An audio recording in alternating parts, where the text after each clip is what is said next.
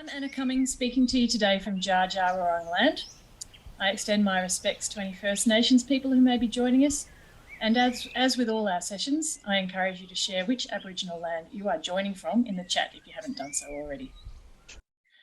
I'm the editor of Sanctuary magazine, where I get to speak to amazing homeowners all the time. Each issue of Sanctuary highlights Australia's most inspiring sustainable homes with a focus on low budget and small footprint builds wherever possible. If you're not already a subscriber, I encourage you to follow the link in the chat to become one. Shameless plug. It really is a great resource, if I do say so myself, for people undertaking sustainable builds or just even dreaming about one. Before we begin this session, I again wanted to say a huge thanks to our lovely sponsors who make the work we do possible. Those sponsors include the Department of Energy, Environment and Climate Action, Natters, Your Home, Design for Place, Bank Australia, Sonnen, Hip versus Hype, Design Matters National, and Lighthouse Architecture and Science. Now, to kick things off, I'd like to welcome Darryn Parkinson, Managing Director at Eclipse Passive House. Eclipse has developed a prefabricated building system to construct passive houses built for the Australian environment. Hi, Darryn. Hi, Anna. I'd also like to welcome Daniel Burnett, Principal Architect at Blok Modular based in Brisbane. Blok creates incredible modular homes and believe in prefabricated architecture as a solution to environmentally destructive construction processes, or wasteful, perhaps, is another way to describe it. Hi there, Daniel. Thanks for joining us. And we're also joined by Julie Mills, owner of the lovely Pretty Perfect Pavilion, a prefabricated home tucked away on the 16-hectare bushland property on the New South Wales south coast that she shares with her partner. The elevated pavilion by Eco Shelter takes advantage of its headland position and sea views while minimising the impact on the surrounding landscape. Hi there, Julie. Hi, Anna. Thank you, all three of you, for joining us. Now let's dive in. Julie, let's start with you. You live in a really beautiful prefab home, which was featured in Sanctuary in the current issue, as well as being part of Sustainable House Day. In your opinion, what were the benefits of deciding to go prefab? Can you tell us a little of the story of your project? Well, I guess the thing to say is while this pod could be viewed as a standalone project, for us it was an extension. Our intention is always to go upstairs on our existing home, but it's quite old and it's a bit of a can of worms, building a modern structure on top of an old building. And we were mulling over that and looking at the costs, which to start with were high, but were likely to blow out once they discover all the issues of this old soldier settlement home. So then Black Summer fires hit, and in Eurobodalla we're right at the centre of the worst of the fires. And what happened after that was that the building regulations had changed. So in order to build the sort of extension we wanted, we're going to have to lose a lot of the trees, and that was the line in the sand for us, because we didn't want to lose any trees on what is an H-covenanted land anyway. We've got a biodiversity covenant on it. So I thought, oh well, let's look at a standalone extension. And Steve Sainsbury at Eco Shelter said, well, yeah, you can actually connect it by a walkway to your existing house. It can go east of the existing house and you'll be building over grasslands and you won't need to lose any trees, and you can have a fixed cost and a very environmentally sustainable extension that's connected to your main house. So that's really, in a nutshell, the absolute benefits of why we did it. And it's been a great decision as it's turned out. So it sounds like for you, the two major driving factors were the fixed cost, which is different from, a traditional renovation extension where there's lots of unknowns, and the ability to build without destroying, without much impact on the surrounding landscape. Your pavilion's elevated, I remember. That's right. Yes. Yep. Yes, because the existing house sits up highish and the land falls away to the beach. So we had a walkway that went across. So we didn't lose a single tree. That's great. And we were also, which is really important, but also we really wanted to make it an exemplar for both recycled materials, but also for other virgin materials that were sourced entirely based on sustainability. So that was our pre-requirement, to use those sort of things in this property and make it a bit of an exemplar. And can you tell us a little bit about the prefab construction process and the materials and the process in your particular case? In our case, it was a bit complicated because, and I guess for all the people out there in the audience, you've got to find a builder who wants to work with this sort of a new thing. And that was a bit of a struggle, finding someone locally in an area where, I mean, every builder who was worth his salt was lined up for months. So we knew that we were struggling to find a builder who was prepared to work with a new, almost kit home feature in an area where there was so much work because there were so many houses lost from the fires, and we were sort of low down the priority list because we had a home anyway. We hadn't lost our fires, but so it's aluminium rather than steel. So the entire house is aluminium, colour bond. The panels are brought onto site and clipped together effectively. The solar panels sit on the curved roof over the top. It's all the windows are double insulated. What we did was, because the cost for the basic model was going to be pretty inexpensive compared to what we were looking at, we decided to add all these bespoke features. So we put a round earth wall in it, and that's been fantastic. That and the double glazed windows are the two single best investments. If you look at the feature in your magazine, you'll see a really beautiful, very expensive fireplace, which we didn't need to use at all last winter because the house is oriented. So you could have skipped it. Could have skipped it entirely. Yeah, it's oriented, and it's done such that the sun comes in beautifully in summer, but it keeps out the sun. So the sun comes in beautifully. So great passive solar design. Yeah, exactly. Yeah, and so it sounds like your version of prefab, Julie, was not modular in the sense that it arrived more like a kit and then required a builder on site. Whereas Dan, I think what Blok does mostly is actual 3-dimensional modular builds. Is that right? That's right. We refer to it as well volumetric modular. Yeah. So can you tell us a little bit about the differences there? I imagine that it might lead to shorter on-site time, build time. From us, we've always been in the volumetric modular product, and it allows us to really kind of capitalize on the mass production, centralized running projects from start to finish in a factory, multiple projects. So you're not having to control sites in different locations. When you are on site installing modules, it's generally a one-day process. Okay, just one day. Yeah, usually, like we've done projects where we're installing 10 modules in a day. And after that, you sort of start to run out of daylight, and you might keep the crane for the next day and go and do more modules the next day. But generally, houses don't need that many modules. Yep. And so once the modules are installed with the cranes in that process in that one day, then what's the follow-up work that's required after that? So depends on the project maybe, but.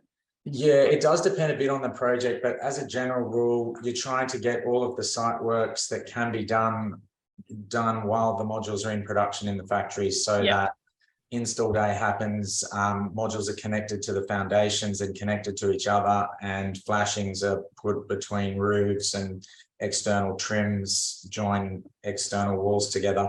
And then there's little bits of internal joins that are done at varying levels. So you might, on one house, you may have a set and sanded and painted plasterboard joint that's seamless and then invisible, or you might express that joint in a sort of faster way with one trade instead of 3. And then you're generally just connecting services underneath the modules and maybe pouring a driveway at the end that isn't then at risk of being damaged during the module install.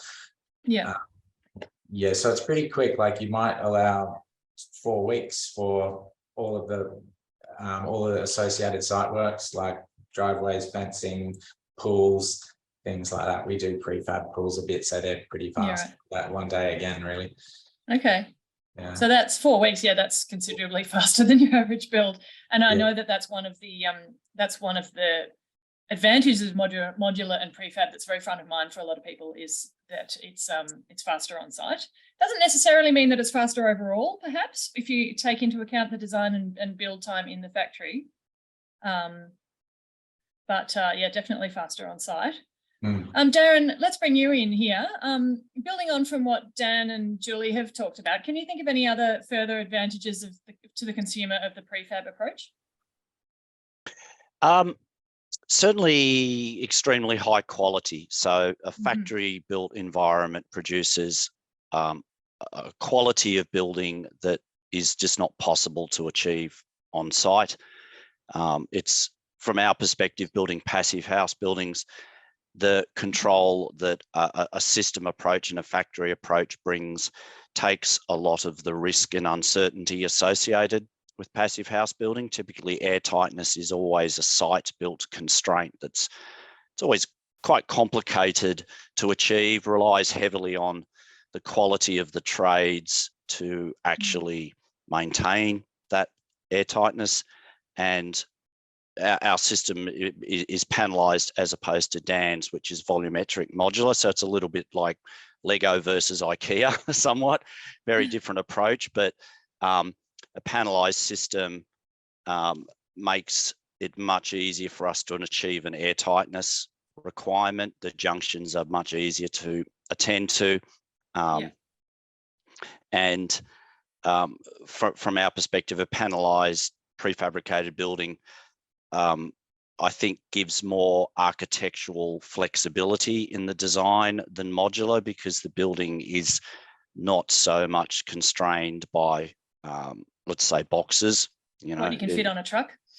Yeah, but you still have the same issue with fitting things on a truck. But in a panelized system, every wall is a panel, so they simply get stacked in a truck. So the size of the building and what you can put on a truck, technically, you know, a volumetric is really good for a lot of things, but I guess panelized means you don't ship air either. So there's some advantages to that.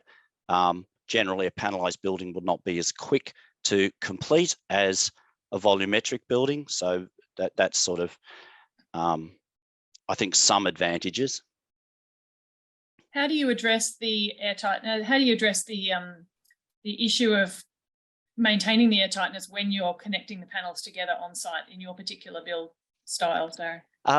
It's very much a system approach. So we've developed a system where the connections between panels and the connections between a roof and a wall panel, it's designed to be airtight. So again, because you're working in a factory, you can design complexity out and design simplicity in. And so the integrity of the air tightness is always there. Every project we complete, it achieves 0.6 air changes an hour passive house level every time. It's not that, like, there's no uncertainty. So you don't have the variables, or don't have to contend with quite so many of the variables that you would have to contend with out in the weather on a building site. Yeah, correct. Because correct. You're, like a typical in an enclosed factory, not affected by weather. No, and typically, depending on the scale of the house, you know, anywhere from 3 to 5 days, you have a building envelope erected, and so you essentially have a watertight building, and you can then commence working inside with trades completing inside whilst you're completing the work outside. So you certainly get the advantage of speed. Another thing that I've noticed about prefab and modular builds, not exclusively, of course, is that it seems to be a popular choice for people in regional and rural areas that possibly don't have quite the same easy access to trades nearby. Is that a fair assessment? I know that there are also prefab and modular builds that happen in cities, but yeah, definitely. Like, you know, probably 50% of our work is in regional New South Wales. You know, we've just last week completed a project not far from you, Julie, at Wallaga Lake near Bermagui. And again, similar idea that the clients couldn't get trades and builders and people to build the building. They wanted a high quality building. So there was the issue of, A, can we even get a builder full stop of any standard? And B, what are the chances of getting someone who understands what we're trying to achieve here and is committed to it? And you know, that's certainly where, like Dan's product and somewhat our product is great, because, you know, we can go in a week, you know, we camp up for a week and you get a house in a week and you get the performance or you get the quality of building you're looking for. And I guess you've de-risked the job. Like, that's a huge part of this approach, is de-risking a lot of what could be seen as problematic aspects of a build. Yeah, I've just, there's some questions coming in from our viewers already. I'm just, and several of them concern difficult to access blocks. For example, extremely sloped sites, a back plot with a long driveway access, long narrow driveway access. Can prefab be used on these kinds of blocks? Yeah, most of our clients are in rural and regional mountain locations or beach locations, and it's pretty rare that we find a site that we can't get a truck in and get a crane like up a steep slope driveway. Generally, there's the cranes are kind of go anywhere, and surprisingly, the trucks can too. The main, a bit hair raising. Yeah, it can be exciting. But we generally find the rule is it's about turning circles for us, because we're carrying big boxes on the back of trucks. So like, for example, we're doing a project in northern New South Wales at the moment, which would have had 18 metre by 18 metre long by 4.5 metre wide modules. But the driveway inside the site up to this hilltop location had bends that we just wouldn't get a semi-trailer around. So those modules all get reduced by half and joined together on site. And then we can use small tilt tray trucks, like a normal tilt tray, and then we get access. So the other thing that you mentioned, which is the sloping site, it's interesting that a lot of our clients come to us with sloping sites already researched that modular is a solution, a cost-effective solution for those sites. And it is true, because it reduces all of the labour force that would otherwise be working on that sloping site to simply concrete piers and steel columns. And then modules are landing on those steel columns and services are connected and the project's virtually completed. So in terms of sloping sites, it's a real plus. Actually easier than spending weeks and weeks doing a conventional build on a very sloped site, perhaps. Absolutely. Trying to get materials up and down a sloping site and just trying to get people up and down a sloping site. Like we will have a team on site for one day, and that day feels like a very long day because you're going up and down a very sloping site just for 8 hours of coordinating a modules landing and getting connected.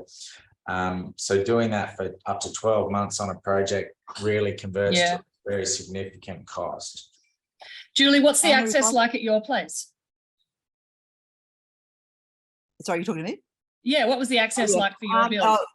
It's on a slope, but it's not like a mountainous slope. Yeah. We have to come through a very narrow dirt road through the trees, and I just said no trees are going to get the trucks on. But it all came in a shipping container, and what was great was we hit the rain. Remember all the rain after the fires, and everything was in the shipping container at least, so it wasn't getting wrecked. And I cleared space in our garage. I was here for the whole build, so we could keep it all watertight. So the biggest issue for us was the mud, clay soil, and also digging the foundations was a nightmare. And then the narrow access coming up, but the shipping container was narrow enough to get it up. And I could also say to the air tightness, so we're on a windy peninsula, and our property, it's lovely. I don't get wind whistling through it all. So that comment that the architects are talking about in terms of being able to design it so you don't have movement has certainly worked in our place. I hadn't considered that till you mentioned it then. Darryn, have you got anything to say about access and difficult sites? Well, I think backing up what Dan said, the benefit of offsite is that you essentially, before you start anything, you actually work out how you're going to put it together on the site and work backwards. So if you have difficult site constraints, that will actually dictate how big the panels, in the case of us, panelized system, how big the panels are, because the size of the truck may not get into the site. We recently had a site in Kangaroo Valley, which is south of Sydney, on a hill, and we couldn't get anything larger than a 6-metre tray truck into this difficult site. So the whole building had to be panelized back down to the maximum truck we could get into the site. If you know that from the start, then you can work with it. Well, this is the point, though. This is like, off-site manufacture is logistics heavy. Like logistics is everything. The making of it is relatively easy. The jobs go awry if the logistics is not prioritized and people involved in the logistics don't know what they're doing. Then you have wrong crane, rod size panels, wrong stacking arrangements, and it's a disaster. Yeah. Renew is a non-profit membership organisation. Along with running Sustainable House Day, we also inform government policy, advocate for a fair energy transition, provide resources for climate disaster resilience, and publish 2 magazines. Sanctuary Magazine provides trusted independent information for people looking to build or renovate sustainably. Renew magazine is a leading voice on sustainable technology developments shaping the energy transition. These magazines grew from member newsletters in the 1980s and still maintain their grassroots independence and practical approach. Both are incredible resources, and subscribing is a great way to support us to transform Australian homes for climate and energy resilience.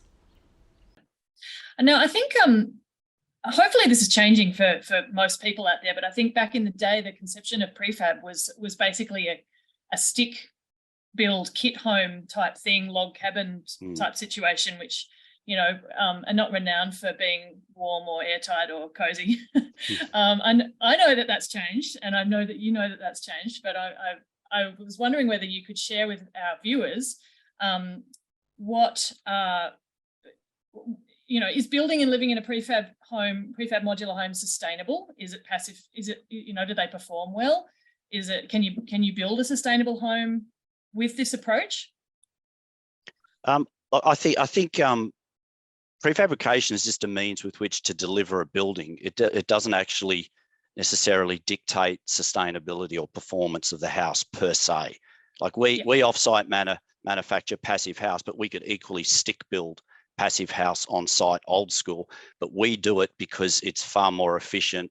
It de-risks the project and increases the quality of the building, but the architecture or design of the house is exactly the same as if it was a bunch of blokes or women and sticks of timber and dragged onto a site. It doesn't actually change how the building performs. From a sustainability perspective, obviously, there's a lot less wastage in offsite manufacture because you can control what you're doing. The buildings stay dry, so you, irrespective of what you make, whether it's panelized or volumetric, it's a dry building when it turns up. So you just don't have wall building frames sitting in the rain getting wet and potentially creating mold or water-related problems later once people move in. Yep. Yeah. I think that the key to sustainability in modular, really from our experience, lies in the right balance between standardization and innovation, or the flexibility to respond to the nuances of an individual project.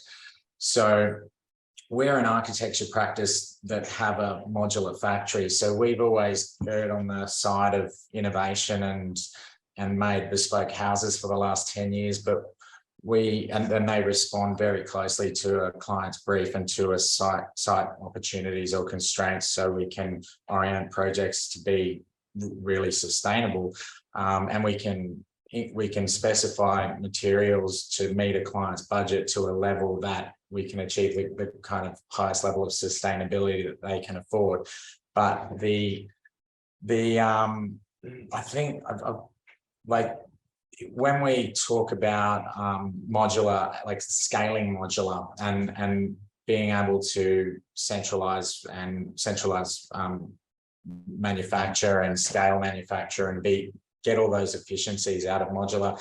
It really relies on more uptake of this system instead of the traditional model. And the way that we are going to sort of see broader sustainability outcomes is by getting more of that market share into a mass production context where we can, and part of that comes from being able to deliver things more cheaply, and the other aspect of it is the user experience. And I think that those two things are tied together. Like once the sort of evidence of the user experience of procuring a modular house it becomes more mainstream, then the demand goes up and the prices come down, and you can realize all these promises of mechanization and mass production. Yeah, we have a few questions coming in about the cost of a prefab home, and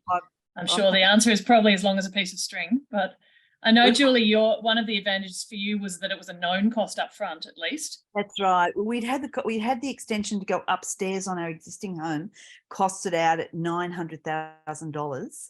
And what we were after was a soldier settlement home. It was really simple.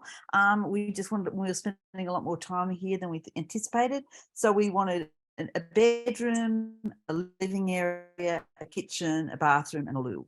That's what we wanted, and a balcony. And the base cost for that was going to be $900,000 to go upstairs before they assessed whether it could actually be built on that old house and whether the modern structure would fit on it. Yeah. So then to do this, so that was only going to go up. That cost was only going to get higher. That was only going to go a long way up north of that. So this one here, just the house component without the dining pavilion that sits with it, it was $420,000. So it was just such a no-brainer for us. We knew that it was not going to increase from that. Anything we added to it was going to be the things like the rammed earth and the dining optional, all the options. So for us to get that 1 bedroom, living area with kitchen, bathroom, balcony, and separate loo was going to be $420,000. Okay, that's great to know. Darryn, what's your thoughts on cost? Yeah, cost is always a difficult one, isn't it? I think no, you're in the passive house space, which is usually attracts a tiny bit of a premium, although not as much. Look, I think certainly in offsite manufacturing, we've controlled a lot of the costs and uncertainty associated with it. So at the moment, we build passive houses for the same cost as we used to build non-passive houses. So in theory, we don't have a premium to build a passive house, but the reality is that we work in a let's say a semi-custom world. So we are in a somewhat middle to premium focused price bracket for all our projects anyway. So we're not, certainly not at this stage. And as Dan said, like it needs a much bigger uptake of people in order to realize the cost efficiencies that exist with offsite manufacture. It's really hard on a continual one-off project basis to realize the cost efficiencies. You get efficiencies in repetition of details and junctions and some component use, but you don't get broad scale mass efficiency when every project is a new project. It's sort of that there's time and cost in just CAD detailing to draw it up, and if you're starting from scratch every time, then this process is a cost that every building has to bear. And the efficiency is certainly in I think our approach is a kit of parts approach to standardization, as opposed to a let's call it a volume build or a project build where it's choose one of these 50 pre-designed. Correct. It's more a kit of parts approach, which is we're in the process. We've just finalized this system off the back of many years doing full custom builds and seeing where the cost efficiencies are and where the means with which to realize those efficiencies. So that's where we think the cost savings will be, is standardizing what you use, but still getting the element of a fit for site, fit for client building. Yeah, for sure. There's a question here from Lisa, who's asked, hey, Dan and Darryn, have you worked on any projects that have been done in stages? Say the core house, 1 pavilion built first and then an extension craned in or built later. Is that something that prefab / modular lends itself to more than conventional building, perhaps? Or Yes, certainly. I think the staging of modular is something that is intuitive to do. Where they connect together if they're all done in a single stage in the same way that they will connect together if done in a future stage. I think it gives customers a sort of there's a simple approach to the extension of the stage 2. Like they know that they can come straight back to us and join that extra part of the house on as their family needs require or as their budget allows. So, you know, from a adaptability point of view, that's a really sustainable way to make housing that the traditional model doesn't really lend itself to. Yeah, I would agree with that. You know, if a building is to be staged, then it's designed around whatever the final stage is, and then scaled back with the ability to, you know, join a new building on and simply create a door opening or a wall. You know, a wall to be removed is clearly defined in the initial stage of the project, and technically, it shouldn't be difficult to do. What about bushfire design? Are prefab and modular builds suitable for building in bushfire-prone areas? Yeah, go Dan. Can they be? Yeah, absolutely. I think it comes out of the fact that a lot of our projects are in rural and regional areas that have bushfire overlays. So pretty quickly you get good at designing for bushfire. And I think coming back to what Darryn said about the quality of construction in a controlled factory environment, those are the kinds of things that are demanded by the bushfire code.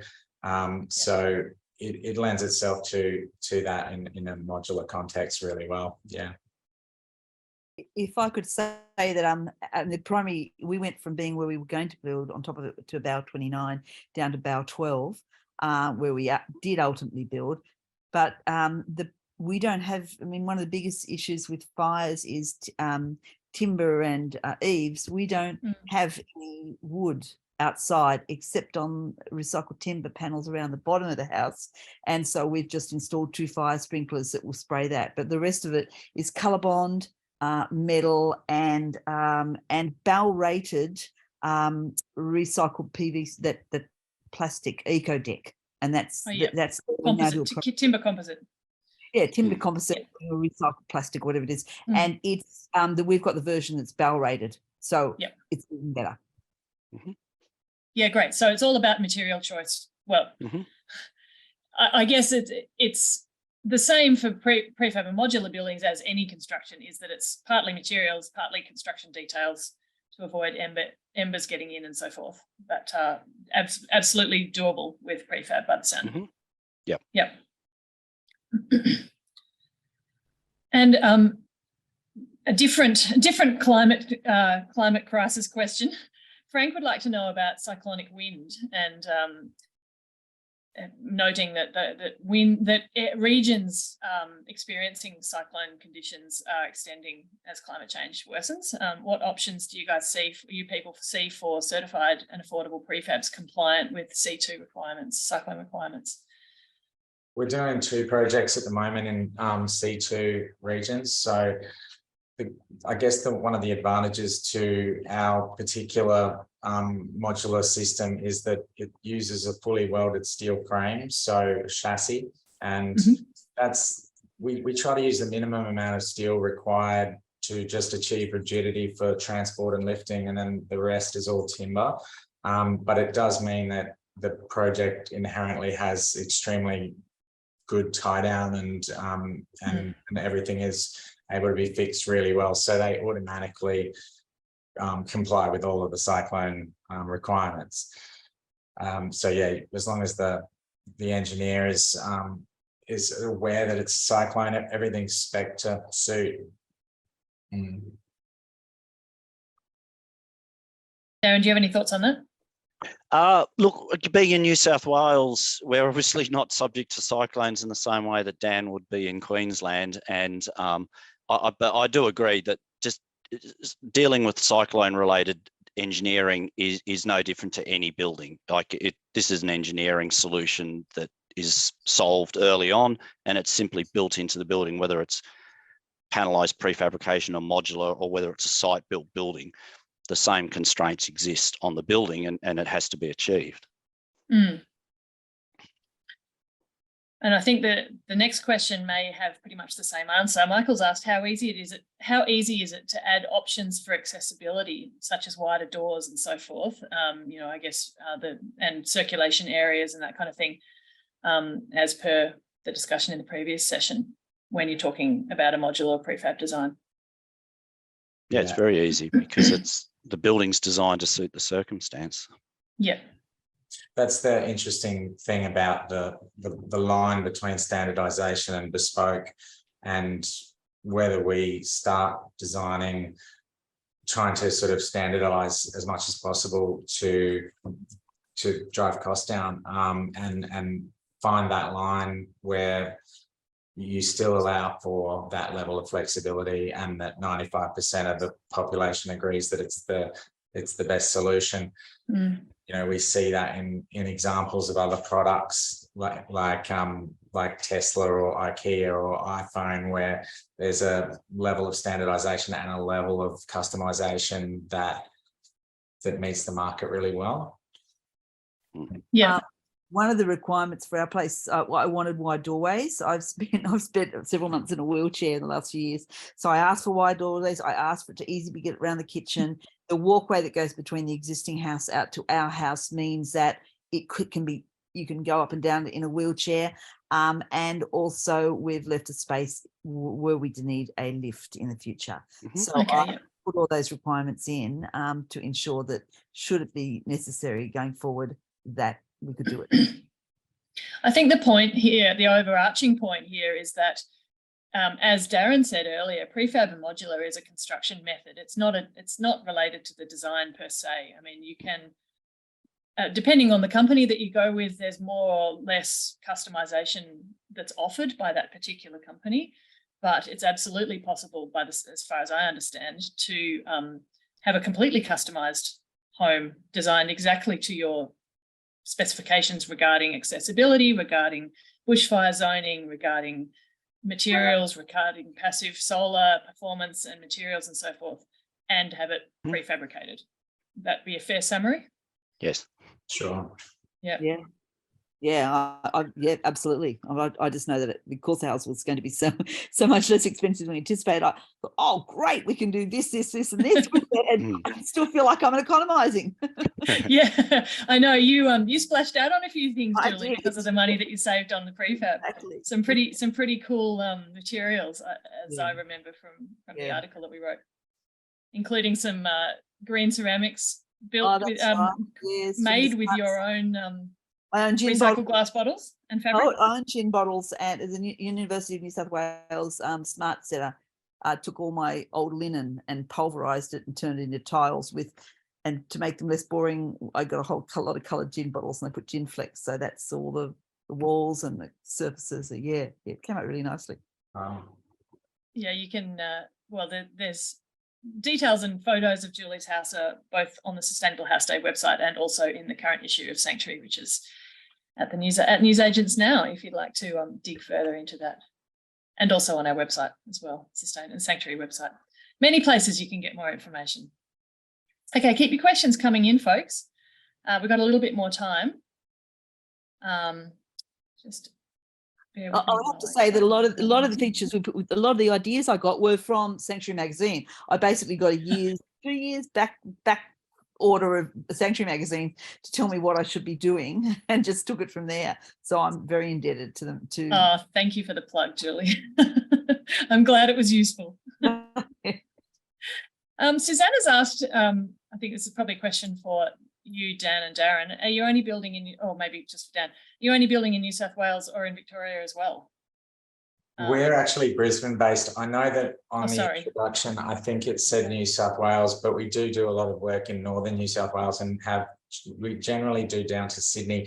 We don't tend to do jobs in Victoria because there are probably another 4 or 5 prefab companies that are similar kind of product to us and a similar kind of aesthetic, I suppose. But yeah, up this way, there's not as much in bespoke kind of architectural modular.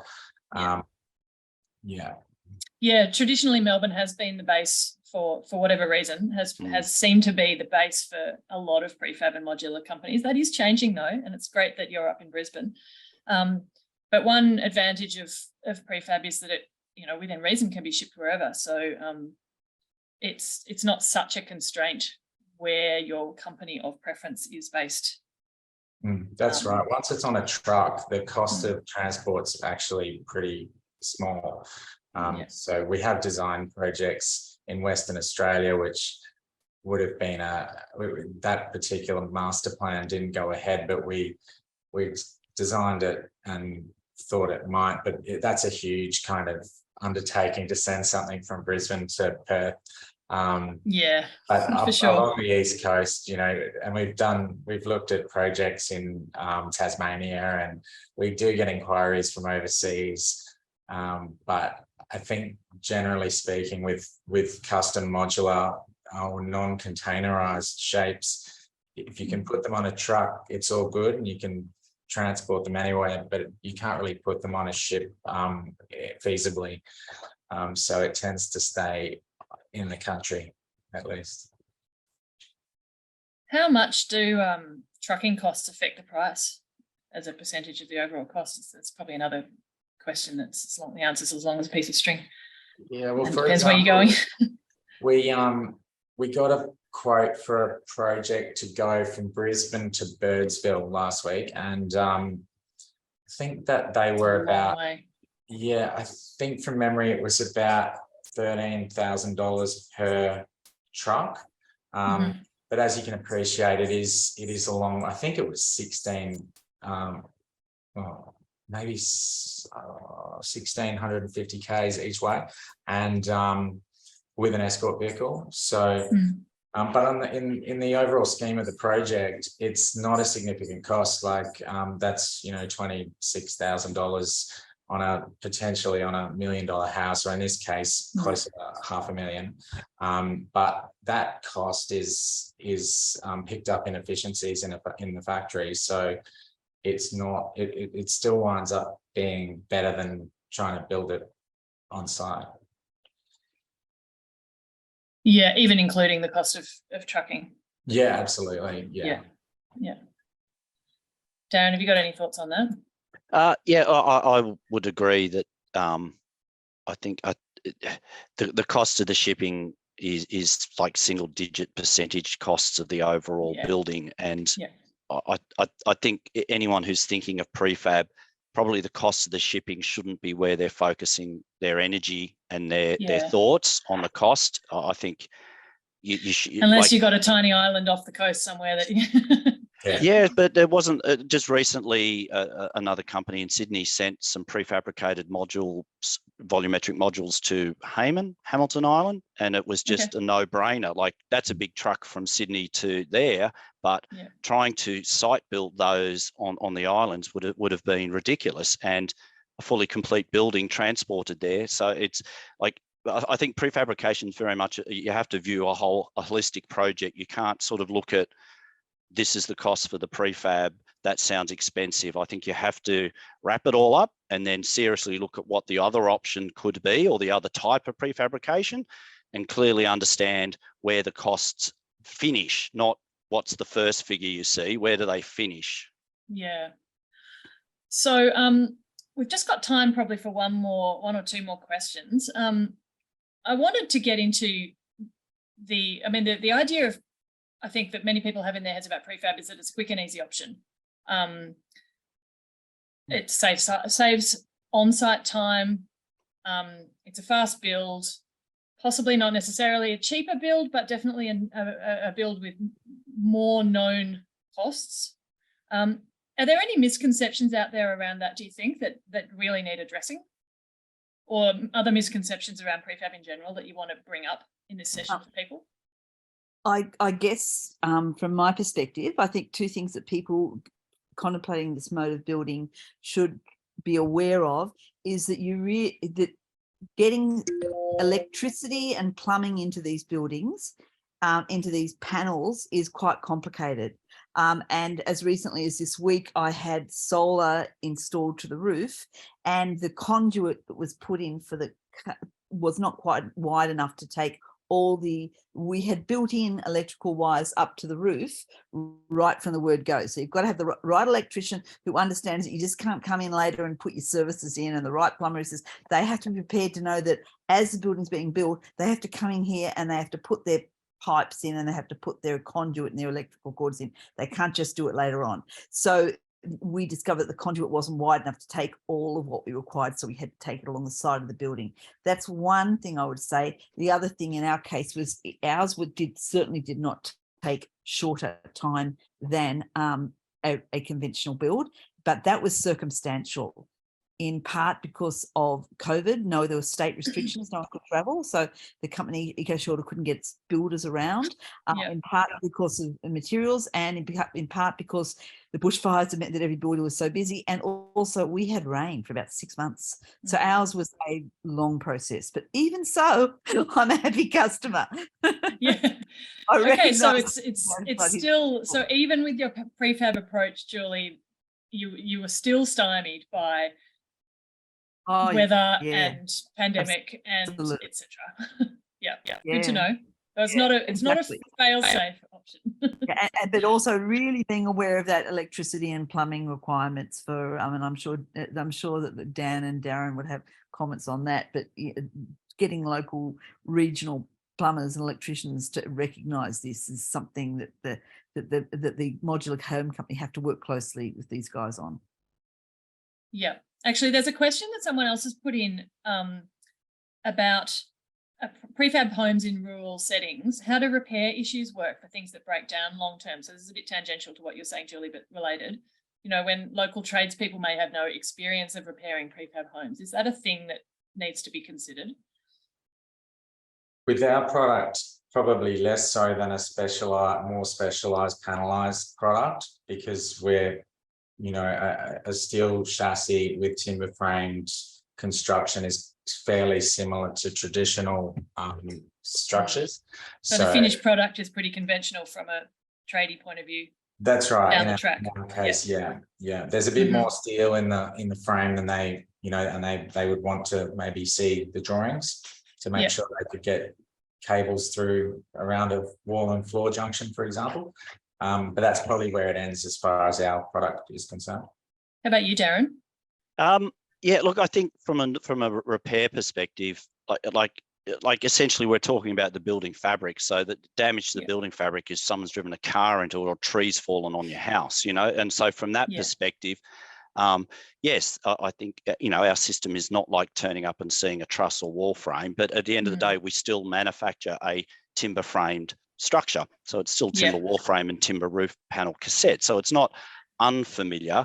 It's probably a little more about having an informed understanding as to how it goes together, so that you don't inadvertently cause it to collapse by just doing something that you shouldn't. So there is a need to be cognizant of the type of building, definitely.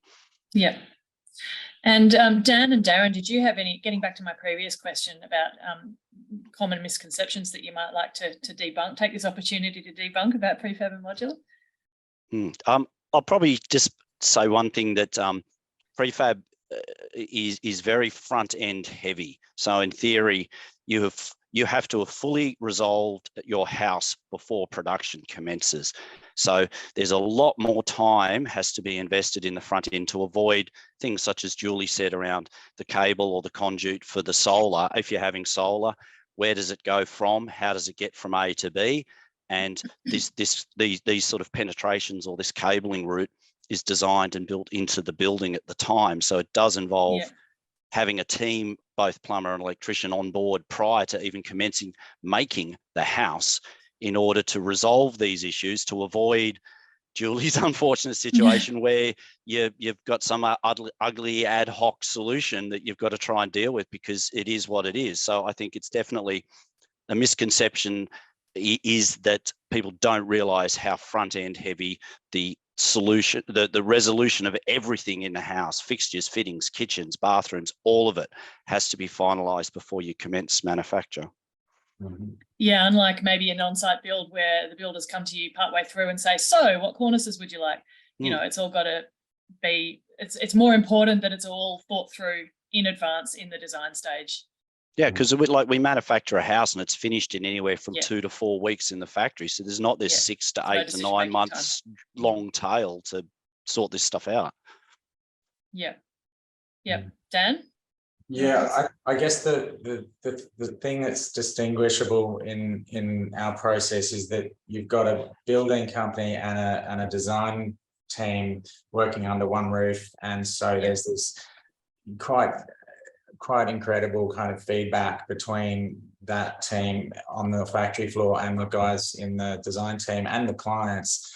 So we find that I agree, we're front loading the process, and that gives clients this benefit of being able to, like, when we design a project at a concept design level, we can also price it accurately based on current factory data, labor and material costs. So you can actually do a cost engineering process before you bring on any other consultants or do any significant amount of drawings, like just from one floor plan and the 3D model.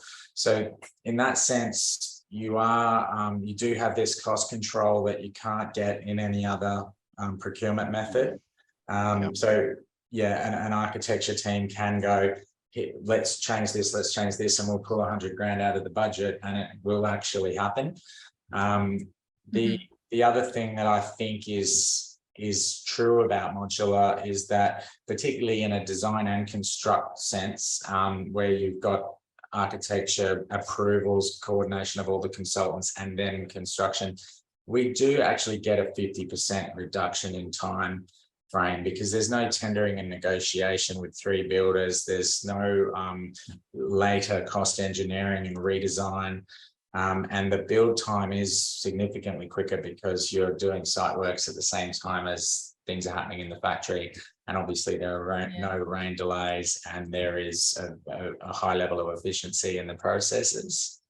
So in that sense, for architectural housing, modular is a sort of a silver bullet for time frame, but less so for cost, because we're still building bespoke projects. And that sort of comes back to my earlier comment about trying to work out how to standardize a kind of kit of volumetric parts in a way where you can still assemble them in different ways to respond to site conditions and client briefs, and get a high level of responsiveness, but also a higher level of standardization. Yeah. Excellent. Well, the time has flown by. We're actually run out of time. I'm sorry, folks. We have to keep to our strict schedule or I'll get in trouble. That is all we have time for today. A huge thank you to all 3 of you, Darryn, Julie and Daniel, for sharing your experience and your expert knowledge. It's so appreciated. And thank you to all of our viewers for tuning in and asking your questions. Sorry we couldn't get to all of them. Some great questions in there. I'm actually going to just put in yet another quick plug for Sanctuary, because our next issue coming out in August is going to have a prefab and modular theme. So please jump on board, sign up and subscribe today so that you don't miss out on that issue, because it's every few years we do a bit of an issue that focuses on this topic because it's a perennial favourite. So we're going to be bringing you the latest in our August issue. Stick around for the next session, which is all about solar and battery setups, starting at 2 p.m. And don't forget that by subscribing to Sanctuary magazine throughout SHD, you'll go in the running to win a Benzina electric scooter worth $5,000, an amazing prize that unfortunately, as a staff member of Renew, I'm not eligible for, but good luck to all of you who are. And enjoy the rest of Sustainable House Day.